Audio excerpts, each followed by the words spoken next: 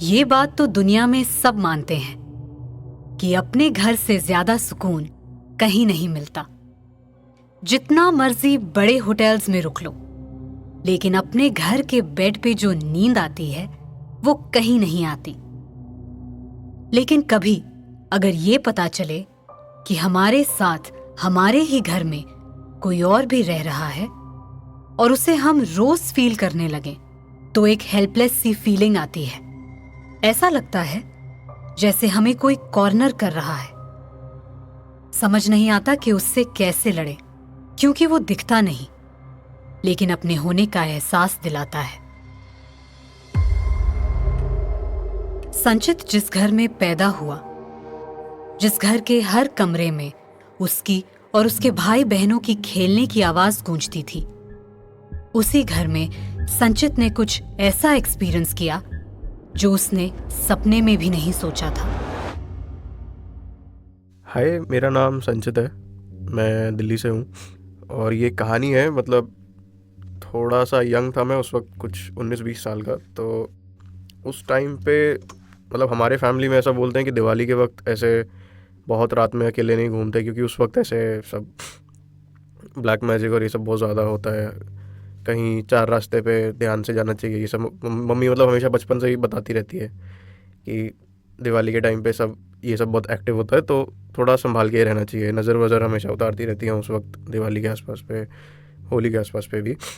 तो हमारा एक बहुत पुश्तैनी घर है, 70-75 साल पुराना घर है। और बचपन से लगभग 16-17 साल हम उस घर में रहे थे। फिर हमने फॉर सम रीज़न्स, वो मुझे भी नहीं पता कि वो घर हमने क्यों शिफ्ट किया, क्योंकि बहुत लैविश, बहुत बड़ा घर था, हालांकि बहुत ही पुराना था। उसमें कई जगह क्रैक्स थे, कुछ कमरे मतलब कुछ कमरों की छत पे क्रैक एकदम बड़े बड़े आ गए थे और बारिश की वजह से ख़राब होता रहता था वो। तो कोई ऐसे उसको इतना बड़ा प्रॉपर्टी था तो कोई अकेला उसको ठीक भी नहीं करवा पा रहा था। जॉइंट फैमिली में ही रहते थे हम सब। तो जब हमने वो घर छोड़ दिया तो पूरी फैमिली ही वहाँ से शिफ्ट हुई थी, मल्टीपल फैमिलीज रहती थी वहाँ पे। तो हमारे ही जितना मतलब मेरे पापा के 2 और भाई थे, वो सब हम तीनों ने साथ में ही शिफ्ट किया था। जब हम शिफ्ट कर लिया था तो उसके 2 साल बाद वहाँ अभी भी कुछ मतलब रूम्स में कुछ सामान रह गया था, तो हम वापस आए थे 2-3, मैं और मेरे 2-3 कजन्स उसको वापस निकालने। तो तब वो दिवाली का ही वक्त था। तो अब वो हम लेने जा रहे हैं, हम रोहिणी से वापस जा रहे हैं उस घर में गाड़ी में मस्त म्यूज़िक चला रखा है, जा रहे हैं। तो कमरे मतलब इतने टाइम से नहीं खुले थे, तो ताले वाले पे सब जंग लग गया था। तो वो ना चाहते हुए भी घर ज़्यादा भूतिया लगने लग गया था। और रात का टाइम था, कुछ 7:30-8 बजे का। तो सब सामान निकालते निकालते जब सबको लेबर को घुसाया अंदर, तो निकालते निकालते हो गया था 10 के ऊपर हो गया था टाइम। तो अब दिवाली के टाइम पे दिल्ली में वेदर थोड़ा प्लेजेंट हो जाता है, गर्मियाँ ख़त्म होने लगती हैं और जस्ट सर्दियाँ स्टार्ट होने लगती हैं। तो ट्रांजिशन जो होता है बहुत हल्की हल्की मीठी मीठी ठंड, वैसा था मौसम। तो छत पे हम एक्चुअली मैं ही गया, अच्छा लग रहा था, हवा चल रही थी, तो मैं एक कॉर्नर पे बैठ गया। और वो मतलब हमारा टेरेस इतना बड़ा था कि कोई भी आराम से वहाँ पे बैडमिंटन खेल सकता है। बच्चे जैसे खेलते हैं अपना जो भी गेम्स होते हैं छोटे मोटे, वो खेल सकते हैं। बहुत अच्छा बड़ा टेरेस था और काफ़ी पुरानी और बड़ी बिल्डिंग थी, तो मल्टीपल टेरेस अटैच थे उस पर। तो जो हमारे सेक्शन का टेरेस था, मैं वहाँ पे बैठा हुआ था। और पुराने घर पे ना ऐसे मतलब सेक्शन बने हुए होते हैं बैठने के, पत्थर के ही बने हुए होते हैं, वो थोड़े थोड़े ऐसे पिलर्स होते हैं। तो वहीं मैं एक कॉर्नर पे बैठा था। तो मम्मी का मेरे को फ़ोन आया अचानक से कि तू किधर है, अभी इतना लेट हो गया, तुम लोग आए नहीं हो, इतना तो सामान भी नहीं था। तो मैंने बोला कि हाँ बस निकल रहे हैं, सब हो ही गए, बस वाइंड अप करके सब आ रहे हैं लॉक वॉक करके। तो मम्मी ने पूछा कि अभी कहाँ है तू? तो मैंने कहा मैं घर में ही हूँ। तो मम्मी ने पूछा एग्जैक्टली किधर है, मुझे सही सच बता किधर है। तो मैंने बोला कि टेरेस पे बैठा हूँ और अच्छा मौसम है, हवा चल रही है, तो अच्छा लग रहा है। मम्मी मतलब अचानक चिल्लाने लग गई कि तेरे को मना किया है ना, वहाँ मत इतना अकेले जाया कर, और इतनी रात में ऐसे दिवाली के टाइम पे नहीं घूमते हैं, नहीं रहना चाहिए अकेले, अच्छा नहीं होता है। एक तो वैसे ही इतना पुराना घर है, और हमारे घर में शुरू से ऐसी मानता रही है कि हमने मतलब जो रीज़न था वो घर छोड़ने का, कि जिस घर ने मतलब बहुत कुछ देख लिया होता है, लाइक जनरेशन उसमें रही होती है, मल्टीपल लोगों की डेथ हुई होती है, वो तो नेचुरल डेथ्स भी जो होती हैं, तो उसके बाद एक वक्त के बाद उसको छोड़ देना चाहिए, क्योंकि उसमें वास्तु का दोष होना बहुत आम सी बात हो जाती है। पता नहीं अब ये सब फैमिलीज़ के अपने बनाए हुए लॉज हैं, क्या है, पर ऐसा सब मम्मी फ़ोन पे मतलब डांटने लग गई। फिर मैंने भी उनको बोल दिया, अरे क्या इतनी टेंशन लेते हो, मैं नहीं मानता, ये सब बकवास बातें होती हैं, कुछ नहीं होता, ऐसे थोड़ी होता है, अभी आज के ज़माने में थोड़ी ये सब भूत वूत होता है। तो उतने में ही मेरे को अभी भी याद है, मैं बैठा हूँ और मेरे राइट हैंड में फ़ोन है। मैं जैसे ही ये बात मैंने बोली कि मैं नहीं मानता इन सब चीज़ों में, बकवास बातें हैं, मेरे लेफ्ट ईयर में बिल्कुल जैसे एकदम कान के पास कोई ऐसे मुंह लेके आया और इतना हंसा, हे। मुझे कोई अंदाज़ा नहीं था वो क्या था क्या नहीं था, और मैं एकदम से पीछे मुड़ा तो कुछ भी नहीं, कुछ भी नहीं। मतलब ऐसा भी नहीं कि मेरे को वहम हुआ हो, वहाँ बहुत शोर हो, आसपास बहुत लोग हो। बहुत दूर एक रोड था जहाँ पे ट्रैफिक था, वो बहुत हल्की हल्की उसकी आवाज़ आती थी, वरना वो भी, और उतने रात में तो वो भी नहीं आती थी ज़्यादा। ये दो चीज़ें, मतलब जो दो उसकी वो एक हंसी थी जो भी थी, और बहुत हैवी मेल वॉइस, हैवी मतलब हैवी डार्क थोड़ी मेल वॉइस, वैसी मुझे एक आवाज़ आई थी। और मैं मतलब बहुत डर गया उस वक्त। मैंने आगे पीछे देखा, कुछ भी नहीं, मैं बस उठा, वहाँ से भागा, सबको जितना सामान जिन्होंने जितना जितना लिया था सबको बोला कि अभी रखो सब, जैसे का जैसा वैसा छोड़ा, ताला मारा, गाड़ी में बैठे और आ गए बस वहाँ से, फिर भागे मतलब। तो ये एक एक्सपीरियंस मेरे साथ हुआ था मेरे अपने ही घर में पुराने। आई डोंट नो वो अच्छा था बुरा था, मतलब जो भी एंटिटी थी, बट यही था। संचित ने जो सुना वो क्या हो सकता है?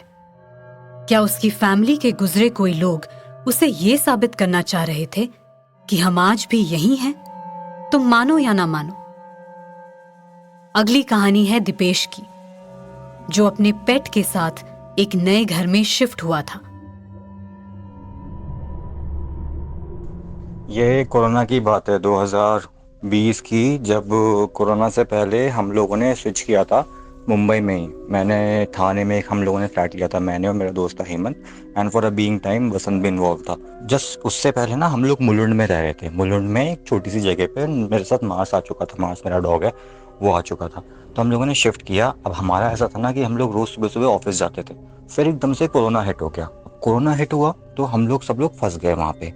अब प्रॉब्लम ये थी कि मैं मार्स को छोड़ के जा नहीं सकता था, वो उसको मेरे को साथ में रखना ही था, एंड मेरी वजह से हेमंत और वसंत भी मेरे साथ स्टिक थे। अब मैं, हेमंत और मार्स, हमारा ऐसा था कि हम लोग की रोज़ रात को पार्टी होती थी। वो कुछ 1500 में आती थी वो बीपी, हम लोग लेके आते थे, और रोज़ रात को पार्टी हो रही है, घर पे वर्कआउट हो रहा है। मतलब स्टार्टिंग के डेज तो इतना अमेजिंग था ना कि हम लोग कुक भी कर रहे हैं सब कुछ, और बहुत थक जाते थे। वही रात को मूवी वूवी देख रहे हैं, कुछ भी फील नहीं होता था उस घर में। बट फिर दिन क्या हुआ, फिर हिट होना शुरू हुआ जैसे जैसे टाइम बीता, जैसे जैसे मार्स बड़ा हुआ। तो जो वहाँ का ड्राइंग रूम था ना, मार्स हमेशा अपनी बॉल लेके रात को वहीं बैठता था। ये चीज़ हमने पहले नोटिस नहीं करी थी, बट बाद में ना ये कुछ कुछ चीज़ें हमें नोटिस होने लग गई कि यार ये क्या इशू है, कैसा इशू है, कि अरे ये बार बार मार्स को जा रहा है। तो हमने वो भी इग्नोर किया कि यार उसको पसंद होगा ड्राइंग रूम, क्योंकि ड्राइंग रूम में ना बड़ी बड़ी विंडोज थी, स्पेशियस था, काफ़ी अच्छा था, वहाँ पे बैठता था। ये हमने इग्नोर किया। फिर 2 ढाई महीने हम लोग फंसे रहे, फिर हेमंत चला गया। अब फ्लैट में बचे सिर्फ मैं और मार्स, एंड मार्स का साइज़ ना बड़ा हो गया था, क्योंकि मार्स 1 साल से ऊपर का हो गया था। तो उसको कैरी करना मुश्किल होता था हर जगह पे, क्योंकि उस टाइम पे, उससे पहले तो आप 2 लोग साथ में हॉरर मूवीज़ देख रहे थे, फिर बाद में जब आप अकेले रहते हो ना तब हिट होती हैं चीज़ें। अब रात को बॉडी थक नहीं रही है, अब रात को मैं सो नहीं पा रहा हूँ। तो फिर रियलाइज़ हुआ, क्योंकि देखो उस टाइम पे जब ये लोग चले गए थे तो बहुत पीक पे चला गया था, तब वो मिलिट्री वाला लग गया था कि आप बाहर निकल ही नहीं सकते हो। तो इसको वॉक कराने के लिए भी ना सोसाइटी के बाहर जाना पड़ता था, क्योंकि बहुत इशू होता था। तो सोसाइटी के अंदर भी वॉक करने में दिक्कत होती थी, क्योंकि सुबह उठ नहीं पाता था मैं। तो कभी कभी रात को ये वहीं पे ड्राइंग रूम में पॉटी कर दे रहा है। तो वहाँ पे जब मैं रात को सोता था, जैसे कि इसने ड्राइंग रूम में पॉटी कर दी, तो मुझे ऐसा फील हुआ कि किसी ने मेरे को उठाया या फिर मैं गिरा। मुझे आज तक कुछ दिखा नहीं है, दैट इज़ फॉर श्योर, कुछ नहीं दिखा मुझे, बट मुझे ना प्रेजेंस फील होने लग गई कि बॉस कुछ तो है यहाँ पे। 11:30-12 बजे के बाद रात को मार्स सीधा ड्राइंग रूम में जाके वहाँ पे जो सोफ़ा लगा हुआ था उसके सामने अपनी बॉल लेके बैठ जाता था। तो ये पूरी पूरी रात सुबह सुबह 3:30-4 बजे तक ना ड्राइंग रूम में ही बैठा रहता था, आता ही नहीं था। जब तक मैं उसको ट्रीट्स, एक पॉइंट के बाद तो जब मैं बिस्किट दिखाता था ना, तब भी 12 बजे के बाद बिस्किट देखने के बाद वो रूम में नहीं आता था। अब उसके बाद बहुत 2-3 बार ऐसा और हुआ कि जब इसने जस्ट पॉटी करी है और मैं सुबह 2:30-3 बजे की तरफ, मैं सोता बेड के बीच में था और मैं एकदम से बेड से नीचे गिरा हूँ, और मेरे को डायरेक्टली एकदम व्यू उसकी पॉटी का दिखा है, एकदम बिल्कुल 360 एंगल में, कि इसने कर दी है वहाँ पे ड्राइंग रूम में पॉटी। फिर जब बहुत एक्सट्रीम कंडीशंस हो गई ना, मतलब थोड़ा सा मेंटली में थोड़ा सा वैसा हुआ था, क्योंकि रोज रात को ना मार्स को ऐसे देखना ड्राइंग रूम में और उसका मेरे पास ना आना, तो वो ना एक इनसिक्योरिटी सी जाग जाती है कि यार ये क्या हो क्या रहा है ये। फिर उसके बाद फिर मैंने डिसाइड किया, पापा से बात करी, तो फिर पापा ने डिसाइड किया कि तुम मुंबई से कैब से आओ नैनीताल। तो पूरी कैब बुक करी। अब जब निकलना होता है ना फ्लैट से, तो ओनर बोलता है पूरी सफाई करवाओ। मैं सफाई कराई तो भाई ऊपर वहाँ पे पूरी वो पुस्तक वुस्तक, वो कुरान थी या फिर क्या थी, पूरे हरे कपड़े कपड़े में लिपटे हुए ब्लैक गुड़ियों के साथ सब पड़ा हुआ था, सब कुछ। और वो सफाई वाले और मैंने साथ में देखा, हमने ये मैंने हेमंत को बताया, हमने ओनर से बात करी। फिर ओनर ने बताया कि यहाँ पे पहले जो थे ये इस तरफ के लोग रहते थे, मतलब पूरा पीजी टाइप का था, तो उसमें कोलकाता के कुछ मुस्लिम्स थे, ये सब लोग उस तरफ के ही थे, वेस्ट साइड के पूरे लोग थे, एज इन बंगाल साइड के मुस्लिम्स एंड ये सब लोग सब रहते थे। एंड इतनी मेरी बात हुई, तो फिर तो वही गाली गलौच हुई बहुत गंदी, कि फिर सिक्योरिटी पूरी निकलवाई वहाँ से। तो ये एक छोटा सा मेरा रियल लाइफ एक्सपीरियंस था। दिपेश, उसका पेट और उसका दोस्त तो रेंट पे थे तो बच गए, लेकिन हर किसी का ऐसी सिचुएशन में घर छोड़ना आसान नहीं होता। ऐसा ही कुछ हुआ दिल्ली में रहने वाली मधु के साथ। जिंदगी में ना कई बार बड़े अजीब अजीब किस्से होते हैं, और कुछ तो ऐसे होते हैं जो कि बिल्कुल रोंगटे खड़े कर देते हैं और पता ही नहीं चलता कि हुआ क्या था। तो ऐसा ही एक अजीबोगरीब किस्सा मेरी अपनी लाइफ का है, मेरे अपनी फैमिली, मेरे अपने घर में हो चुका है। तो हुआ क्या, ये बात है कोई 1979 के आसपास। अगर आप लोगों में से जो लोग दिल्ली में रहते हैं ना, उनको पता होगा सादिक नगर में गवर्नमेंट फ्लैट्स की एक पूरी कॉलोनी है, और उधर हम लोग शिफ्ट हुए थे। तो 2 बेडरूम का मकान था, 2 बेडरूम थे, एक ड्राइंग डाइनिंग था, छोटा सा एरिया था, अलग से किचन बाथरूम एंड टॉयलेट, इस तरीके से लेआउट था। अच्छा, लेआउट थोड़ा सा समझने की इसमें बात है, क्योंकि उसी से रिलेटेड किस्सा है। लेआउट कैसा था कि जैसे दोनों बेडरूम्स की जो दरवाज़ा था वो बालकनी में खुलता था, और बालकनी से अगर किसी को अंदर आना है या अंदर से किसी को बाहर जाना है, तो वो किसी एक बेडरूम में से होकर ही बालकनी से आ जा सकता था। तो हुआ ये कि गर्मियों के दिन थे और मेरी दादी हमारे साथ रहने के लिए आई थी। तो उन्होंने बोला गर्मियों के दिन है, मेरी तो खाट बाहर लगा दो, मैं तो रात को बाहर सोऊंगी। अचानक बीच रात में दादी को सोते सोते लगा कि दादी जो है वो हम लोगों के बच्चों के कमरे से निकलकर और बाथरूम की तरफ गई हैं, क्योंकि बेड पे जब वो सोते थे ना, तो उनकी नज़र हमारे बेडरूम की तरफ, बिल्कुल डोर के सामने उनका नज़र होता था, सिर होता था सोते हुए, तो उनकी नज़र हमारे बेडरूम के डोर पे पड़ती थी। तो उनको ऐसा लगा कि दादी उठ के वॉशरूम में गई, उन्होंने लाइट जलाई और वो अंदर वॉशरूम के लिए गई। लेकिन उसके बाद बहुत देर हो गई, 5 मिनट हो गए, 10 मिनट हो गए, 15 मिनट हो गए, वो बाथरूम से बाहर ही नहीं आई। तो डैडी ने उठ के देखा, बाथरूम गए तो बाथरूम की लाइट बंद, और बाहर जाके देखा तो दादी आराम से सो रही थी। तो वो थोड़ा सा घबरा गए, क्योंकि हम लोग रहते थे फर्स्ट फ्लोर पे, तो उनको लगा कि कहीं ऐसा तो नहीं कि कोई नीचे से टाप के आ गया हो और मैंने आधी नींद में मेरे को दादी जैसा अटायर लगा हो सकता है कोई दूसरा इंसान हो। तो वो सोचे कहीं चोर ना आ गया हो या कुछ ना आ गया हो। उन्होंने रात को बीच रात में सारी लाइटें जला के और पूरा बेड्स के नीचे, किचन में, दरवाज़ों के पीछे, टेबल के नीचे, चारों तरफ देख दिया कि कहीं कोई इंसान अंदर है तो नहीं। तो कोई भी नहीं था। चलो, दादी तो सो रही थी, उनको डिस्टर्ब नहीं किया गया रात को। अब जब दादी सुबह को उठी तो डैडी ने उनसे पूछा कि भाई रात को आप क्या बीच रात में वॉशरूम जाने के लिए उठे थे क्या? तो दादी कहती नहीं, मैं तो नहीं उठी थी। डैडी को कुछ समझ नहीं आया। फिर भी चलो, बात को डैडी ने रफा दफा कर दिया, ये कह के कि भाई हो सकता है कि जब दादी बाथरूम गई हो तब मेरे को नींद लग गई हो, मतलब उसके बाद मुझको नींद लग गई हो। तो ये बात वहाँ रफा दफा हो गई। लेकिन रफा दफा होने के साथ साथ मम्मी की एक बहुत अच्छी फ्रेंड थी, ये बात मम्मी ने उनसे शेयर करी। उनका भी घर का लेआउट बिल्कुल वैसा ही था जैसा कि हमारा था, ऐसे बिल्कुल ऐसे आमने सामने सिमिलर, बिल्कुल कि उनकी भी नज़र अपने बच्चों के और मदर इन लॉ के बेडरूम पे पड़ती थी। अच्छा, वो क्या करती थी, उनको ना रात तक बैठ के ना नॉवेल्स वगैरह पढ़ने का बड़ा शौक था। मतलब कि रात के टाइम पे लैंप जला के अपना साइड लैंप, और उसमें वो अपना पढ़ रही हैं। सिमिलरली उनको लगा कि मेरी मदर इन लॉ बिल्कुल वैसे ही कपड़े वो भी डालती थी जैसे हमारी दादी डालती थी, कि वो उठ के बाथरूम की तरफ गई हैं और बाथरूम की लाइट करके जली, लेकिन कोई भी वहाँ से बाहर नहीं निकला।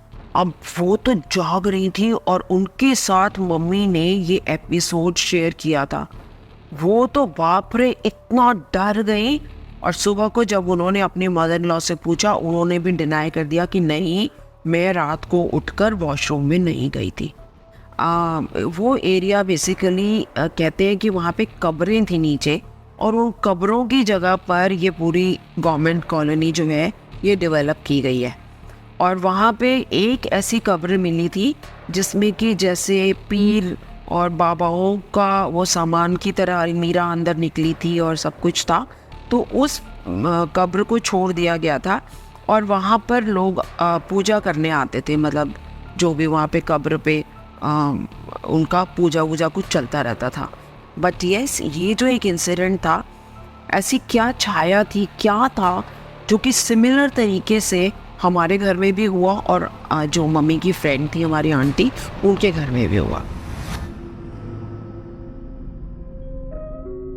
जिस घर को आज हम अपना कह रहे हैं, हो सकता है कई साल पहले वही घर किसी और का हो, और जब तक हमें पता चलता है तब तक उसे हम अपना घर मान चुके होते हैं। और इसी जिद में हम लड़ने लगते हैं क्योंकि आज वो हमारा है। लेकिन अगर उन घरों की जड़ों में जाके कोई देखे तो वहां आज भी उन लोगों की एनर्जी फील होगी जो कभी इस घर को अपना कहते थे। आप लोगों को क्या लगता है? हमें जरूर बताइए। और अगर आपका मानना ये है कि ये सिर्फ कहानियां हैं, तो आप हमारे दूसरे पैरानॉर्मल एक्सपीरियंसेस सुन सकते हैं। भयम की इस दुनिया में आपका स्वागत है।